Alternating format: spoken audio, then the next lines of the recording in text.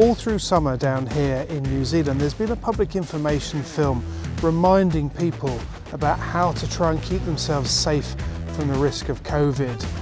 And in that film, it's usually set in some kind of social gathering, and suddenly the whole gathering goes on pause and the strapline is, "Hey dude, did you just stop summer?" It sort of feels like that here right now. As I'm sure you will have seen on the news, Auckland and indeed the rest of the country has gone into lockdown, two different levels of lockdown, but the effect in Auckland has been really quite pronounced. It's really, really eerily quiet round here. You can hear the birds, you can hear all kinds of things that you wouldn't normally expect to hear in the middle of the city. And of course that's nothing particularly new for anybody who's come from any city around the world which has experienced the same kind of thing.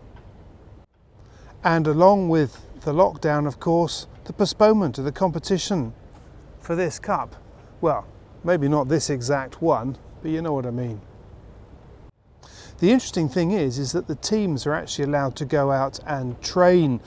They can do that under the level 3 lockdown guidelines. This was actually established during training last year in August, when Emirates Team New Zealand were able to go out and train during the last lockdown here in Auckland. It has only been, so far, a 3-day lockdown, but it's been long enough to throw a great deal of uncertainty into the event and what happens next. In a world where so many sporting events have been cancelled, the America's Cup and the Prada Cup are seen as one of the last few big crowd pullers, so it's hardly surprising that the local organisers are going to be keen to make sure that this happens if it possibly can. But on the other hand, you've got the sporting side of things. I guess one of the things that the Challenger of Record is worried about is that if the racing got delayed to the point that there were only 2 days left in order to carry out racing, then that would give the British the opportunity to possibly win 4 races in a row. That would put them on even points, but the British would win in the tiebreak. The city, on the other hand, is keen to see the thousands of people come back and fill not just this area, but the rest of the city. There's huge pressure building on both sides, and no one at this stage seems particularly clear on who gets the final say. And there's a third factor that might come into play: the weather. We've just had a couple of days of torrential rain and quite strong breezes, but now summer has returned and a high pressure starting to push in over North Island. And that high pressure looks pretty solid, and there doesn't look to be a great deal of breeze within it either. Meanwhile, what do we think about the competition itself?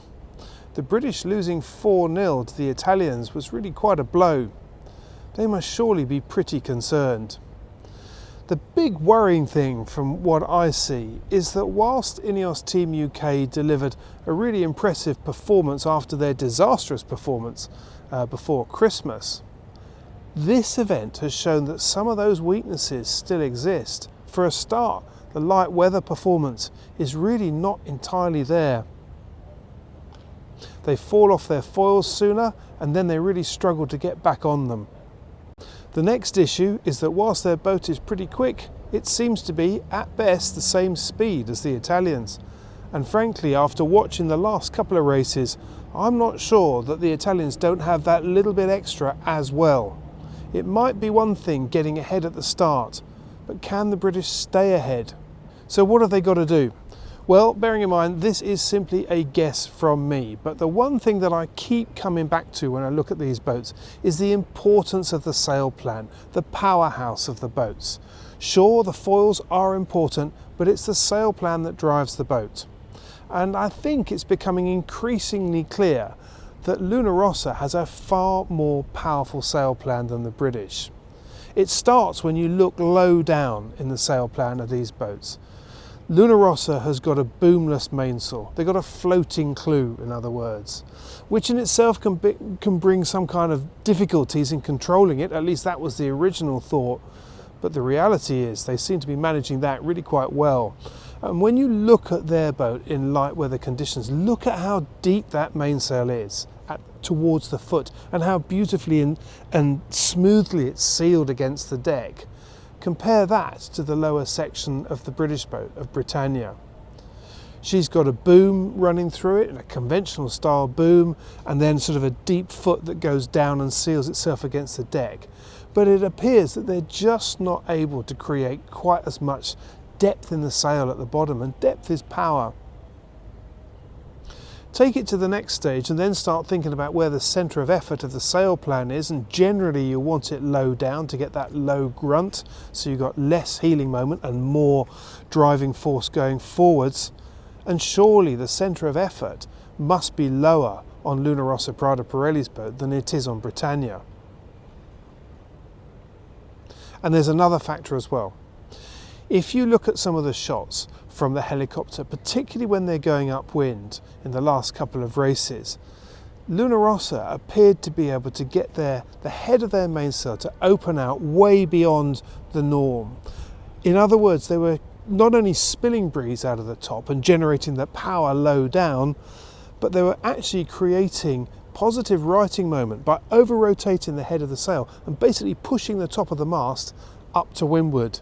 That's very powerful. That's like putting a few more people on the windward side without the extra weight. Compare that to what the British boat looked like from the air, and that head was much more in line with what you'd normally expect from a conventional boat, with the whole leech just standing up, which said to me in very simple terms, this is a boat that is maxed out on the amount of power that it can develop. It doesn't have any more to give, whereas the Italians had power to spill.